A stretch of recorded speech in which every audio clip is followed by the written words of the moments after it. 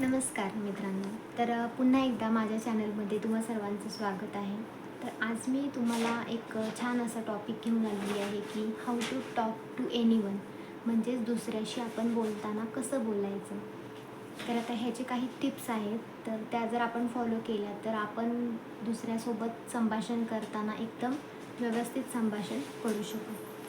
तर आता सगळ्यात पहिलं जे आहे ते मनापासून हसणे, हा एक पॉईंट आहे. तर आता मनापासून हसण्यामध्ये बघा, आपण मनापासून जर दुसऱ्यासोबत हसलो, मनापासून जर दुसऱ्याला स्माईल दिली तर समोरच्यालासुद्धा अगदी छान वाटते. तर मनापासून हसलं की त्याला असं वाटतं की बाबा हा व्यक्तीसुद्धा आपल्यासारखाच आहे आणि ती एक पॉझिटिव्हिटी जी आहे ती निर्माण होत असते. तर पहिला पॉईंट मनापासून हसणे. दुसरा पॉईंट असा की ऐकण्याची प्रॅक्टिस. तर आता आपण बोलत राहतो, पण समोरच्याला नेमकं काय म्हणायचं आहे, त्याला नेमकं काय बोलायचं आहे, तर हे ऐकणं जास्त गरजेचं आहे.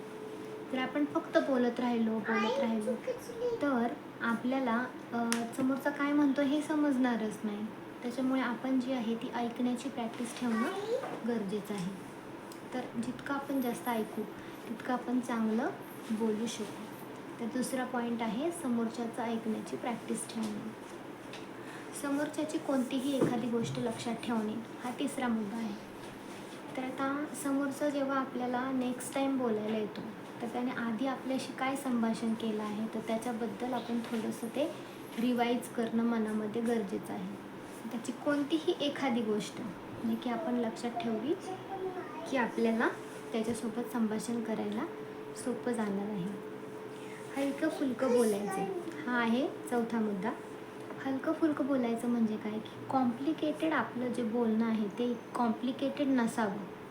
समोरच्याला समजेल अशाच भाषेत आपण त्याच्यासोबत बोललं की त्यालासुद्धा समजायला सोपं जातं. प्लस आपल्यालासुद्धा आपले मुद्दे मांडणं सोपं होऊन जातं. तर मग हलके फुलकं बोलायचं, जसे की छोटे छोटे छान छान सेंटेन्सेस वापरायचे जे की समोरच्याला व्यवस्थित समजतील. पाचवा मुद्दा असा की समोरच्याचे हावभाव लक्षात ठेवायचे. तर हावभाव लक्षात ठेवायचे म्हणजे तो कशा पद्धतीने हावभाव करून आपल्यासोबत बोलतोय, मग त्याच्याशी मॅच होऊनच त्याच्यासोबत आपण बोलायचं.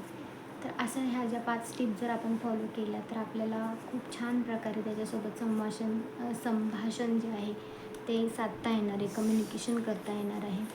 तर कम्युनिकेशनमध्ये ह्याच गोष्टी खूप महत्त्वाच्या असतात की समोरच्याच्या मनस्थितीनुसारच आपण त्याच्यासोबत बोललं पाहिजे.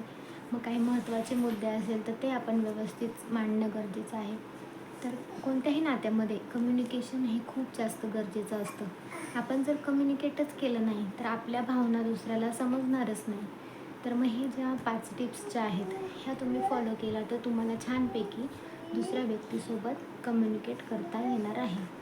व्हिडिओ पाहिल्याबद्दल धन्यवाद. तर तुम्ही माझ्या चॅनलला लाईक करा, सबस्क्राईब करा, शेअर करा. थँक्यू.